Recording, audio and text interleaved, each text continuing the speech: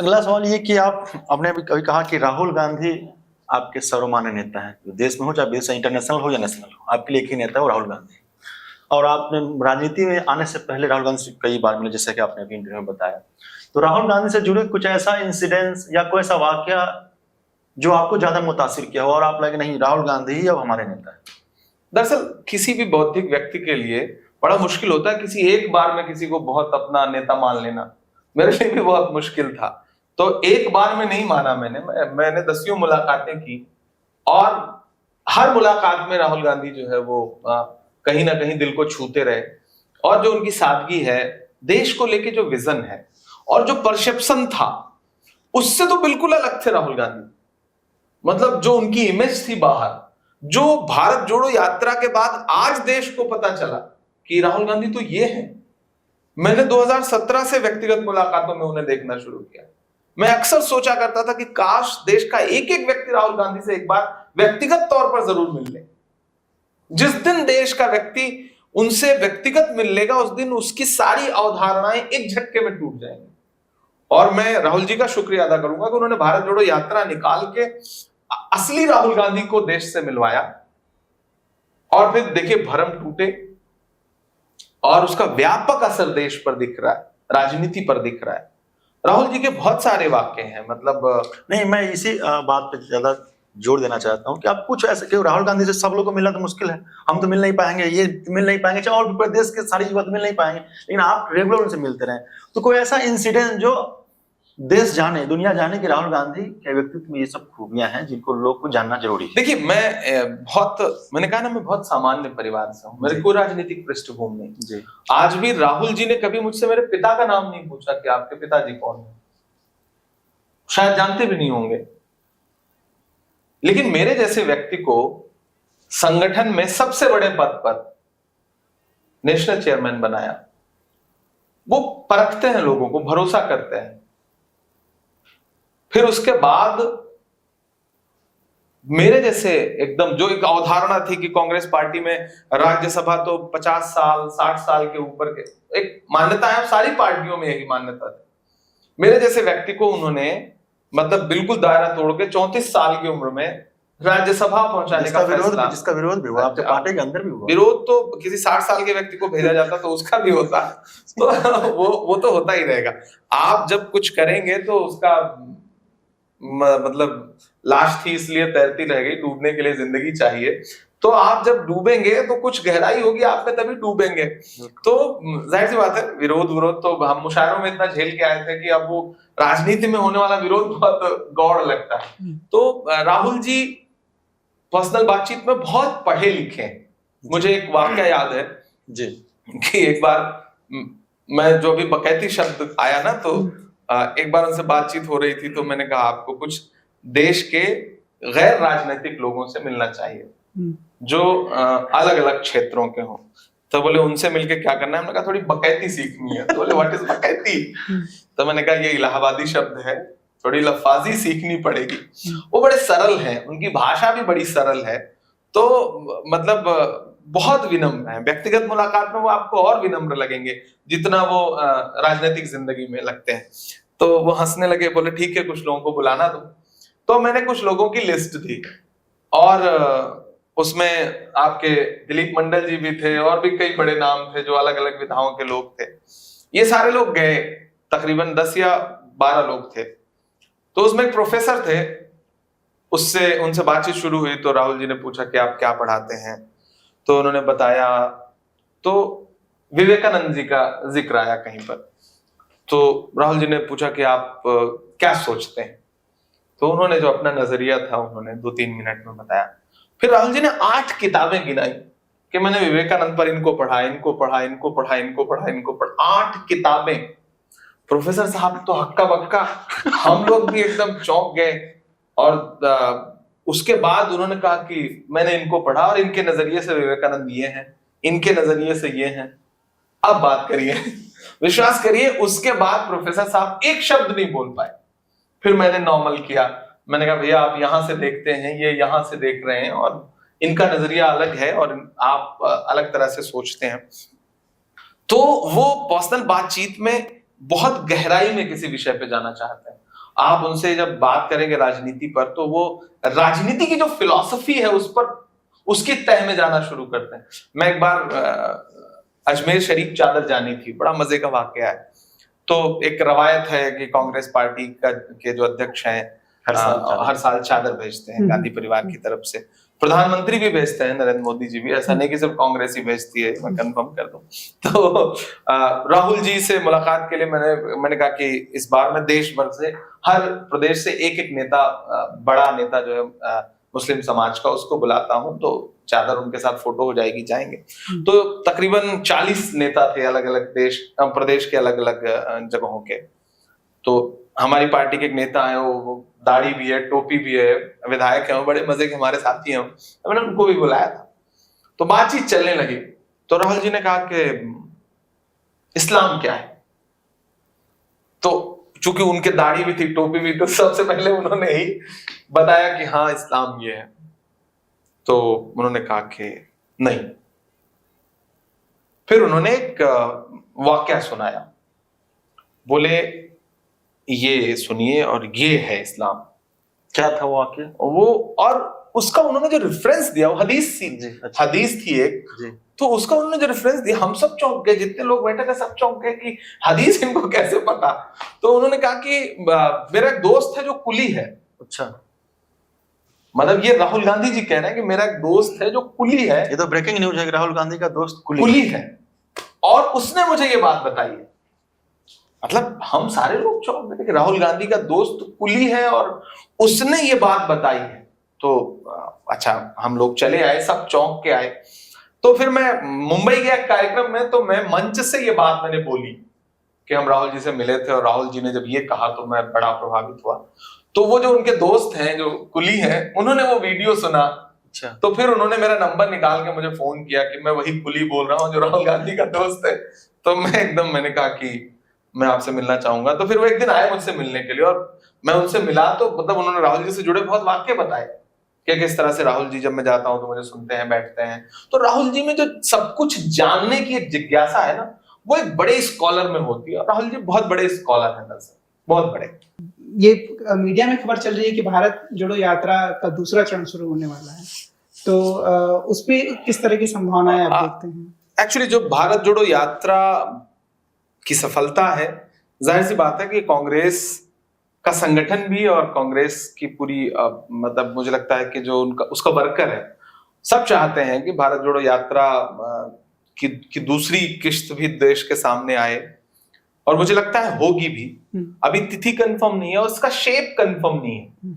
बहुत सारे लोगों के सुझाव हैं कि वो जिस तरह से पूरी पैदल यात्रा हुई थी, पैदल यात्रा पूरी ना हो करके जो प्रमुख शहर हैं वहां हो, बाकी जगहों पे गाड़ियों से हो। तो अब मुझे लगता है कि राहुल जी से अभी फाइनल वार्ता होने के बाद ये तय हो जाएगा और उसकी तिथि आ जाएगी। लेकिन हम सब चाहते हैं कि भारत जोड़ो यात्रा पार्ट 2 भी देश के सामने जरूर आए।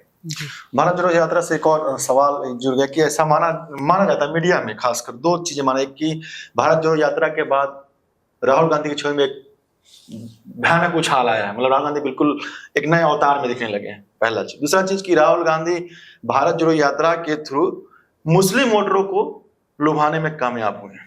और आपको मैं जब सोशल मीडिया पे मैं रिसर्च कर रहा था इंटरव्यू से पहले, तो मैं देखा कि आप मुसलसल खासकर साउथ इंडिया में लगातार आप राहुल जी के साथ चले हैं, उसके बाद महाराष्ट्र में और दिल्ली में भी, मतलब हर जगह रहे, बीच में कभी कभी आप लेकिन ऑलमोस्ट आप साथ दिखे हैं। तो राहुल गांधी, क्या ये सच है कि मुस्लिम वोटरों को मतलब फोकस था होगा कि हमें मुस्लिम कम्युनिटी को अपने और खींचना है? नहीं, ऐसा पूरे भारत को अपने साथ जोड़ना है। और मीडिया मुझे लगता है कि कम आंक रही है भारत जोड़ो यात्रा के असर को। सिर्फ मुस्लिम वोटर नहीं, इस देश का हर अमन पसंद इंसान, मुझे लगता है कि दायरा तोड़ करके जो कभी कांग्रेस के प्लेटफॉर्म पे नहीं आए होंगे, वो भी इस भारत जोड़ो यात्रा में आए। मैं व्यक्तिगत जिनको जानता हूं जो कांग्रेस की आलोचना करते रहे हैं, मतलब जिन्होंने कांग्रेस की आलोचना में नई नई पार्टियां तक खड़ी करवाई, वो कांग्रेस के साथ पूरा चले।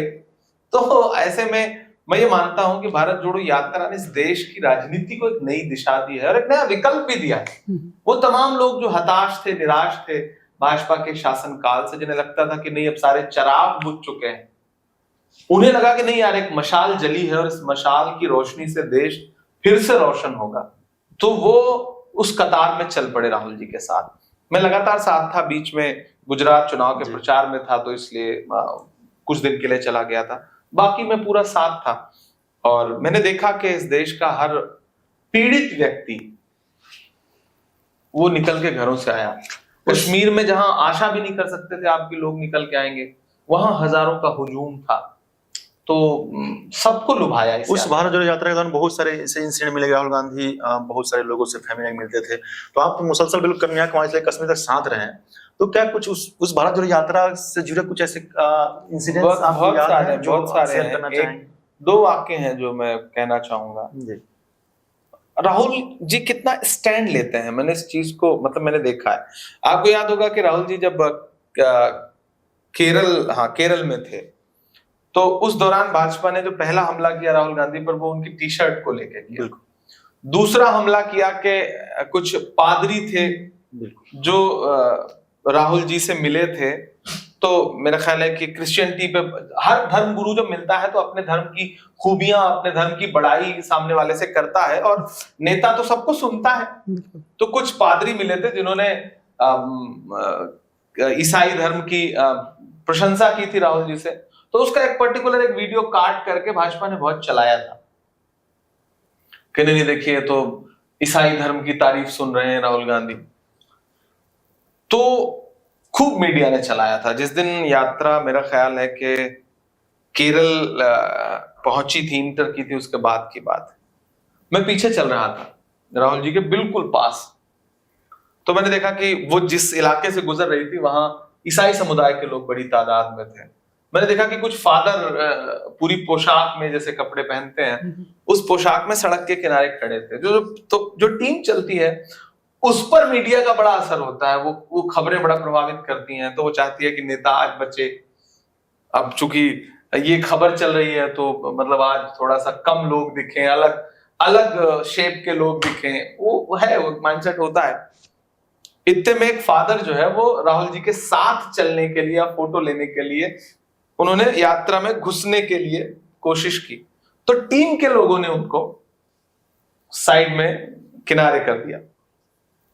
पता नहीं कहां से राहुल जी की नजर पड़ गई, वो तकरीबन 40 मीटर 30 मीटर आगे जा चुके थे, फिर रुके और पीछे पलट के उन्होंने फादर की तरफ इशारा किया, बोले कम, और मैं पीछे ही था, और फिर उन्होंने फादर का हाथ पकड़ा, और कभी हाथ पकड़ते और कभी कंधे पे हाथ रखते और बहुत दूर तक फादर के साथ चलते रहे। मतलब ये है राहुल गांधी, जो ये संदेशा देना चाहते हैं कि नहीं, तुम जो नैरेटिव बना रहे हो मैं उससे नहीं डर रहा हूं, मैं इस देश के एक एक व्यक्ति के साथ खड़ा हूं, मैं इस देश की समानता और इस देश के संविधान और इस देश के बंधुत्व में यकीन रखता हूं। ये है राहुल गांधी। मुझे याद है एक वाकया, यात्रा थी बेल्लारी और मांड्या के बीच में, कहीं कर्नाटका में, बेल्लारी के पास, हाँ, मैं मौजूद था। तो एक बूढ़ी दादी जो है, वो अम्मा, मेरा ख्याल उनकी उम्र रही होगी 70 साल से ज्यादा ही, तो वो खीरा लेकर के खड़ी थी। वहां खीरा को कुछ और बोला जाता होगा। तो मतलब जब राहुल जी आए तो राहुल जी नजर रखते हुए चलते थे, हजारों हुजूम रहता था, कहीं कहीं तो लाखों लोग खड़े रहते थे, तो वो देखते थे कि इस भीड़ में सबसे कमजोर व्यक्ति कौन है, जो मतलब, तो वो खुद आगे बढ़ करके या सिक्योरिटी को कह देते थे कि उनको बुला लो। तो वो बूढ़ी अम्मा जो है बड़ा जतन करके दौड़ी, जब राहुल जी पहुंचे तो राहुल जी ने देख लिया तो उनको बुला लिया। तो वो एक खीरा था उनके पास, उन्होंने खीरा ले जाके राहुल जी को दिया। तो मतलब राहुल जी चौंक गए कि खीरा लेकर के कौन आता है, तो उन्होंने कहा कि क्या, कैसे, तो साथ में जो कर्नाटक की लीडरशिप थी वो लोग भी करीब आ गए, मैं भी पास में ही था। तो उस बूढ़ी अम्मा ने कहा कि मेरे पास जमीन नहीं थी, तो तुम्हारी दादी ने, इंदिरा जी ने, जब भूमि सुधार कानून लागू किया था तो मुझे खेत का टुकड़ा मिला था, ये उसी खेत का खीरा है मैं जो तुम्हारे लिए लेके आई। तो वो बड़ा भावुक करने वाला इंसिडेंट था। तो राहुल जी में लोगों का विश्वास भी बहुत है। पहली बार वो दिखा, राहुल जी दरअसल वैसे ही हैं, वो माँ से मिलने के लिए कैमरा लेके नहीं जाते, वो बहुत सहज है माँ बेटे के रिश्ते में। वो सोनिया जी के जूते के फीते बांधते हुए जो एक विजुअल देश के सामने आया, वो दरअसल सोनिया जी की जगह और भी कोई बूढ़ी माँ होती या कोई भी माँ होती तो राहुल जी खुद झुक करके उनका जूते का फीता बांध देते। राहुल गांधी ऐसे ही हैं।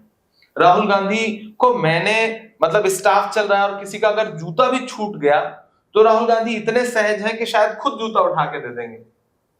ऐसे हैं राहुल गांधी। राहुल गांधी को लेकर के मतलब जो परसेप्शन बना उस पे अरबों रुपए भाजपा ने खर्च किया। उसको एक भारत जोड़ो यात्रा ने उसको एक भारत जोड़ो यात्रा ने, मतलब मैं ये मानता हूं देखिए प्रकृति जब न्याय करती है ना तो एक झटके में कर देती है।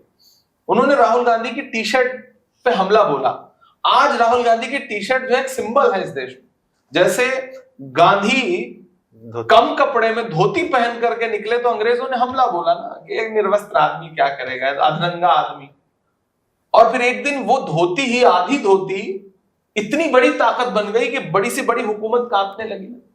आज राहुल गांधी का वही टी शर्ट सिंबल है। और मैंने उससे जुड़ा वाक्य पूछा था, हमने कहा आज तो सोशल मीडिया में आपकी टी शर्ट चल रही है, तो उन्होंने कहा यार इमरान किसी ने मुझे गिफ्ट दिया था वो टी शर्ट और एक उसका मतलब एक जैकेट भी उससे जुड़ी। जब मैंने पहली बार जैकेट पहनी तब भी बहुत ट्रोल किया गया था मुझे, और आज मैंने ये टी शर्ट पहनी है तब भी बहुत ट्रोल किया। जिस दिन ट्रोलिंग शुरू हुई थी ना उसके दूसरे दिन सुबह की बात है, मैं साथ चल रहा था तो मैंने कहा, उन्होंने कहा कि बताओ, तो हमने कहा कुछ नहीं, हक है आपको, आप क्यों नहीं पहनेंगे? अगर ये टी शर्ट उस ब्रांड की भी हो तो क्या गलती है, जबकि वो सामान्य सी टी शर्ट थी। तो फिर उसके बाद राहुल जी थोड़े जिद्दी भी हैं, उन्होंने सोचा कि हम टी शर्ट में ही चलेंगे। फिर तो हालत ये हो गई कि पूरी भाजपा उनका तापमान चेक करवाने के चक्कर में अपना तापमान कम करवा बैठी थी। भाजपा का एक एक नेता टिप्पणी कर रहा था उस पर, तो वो बौखलाहट थी भाजपा की।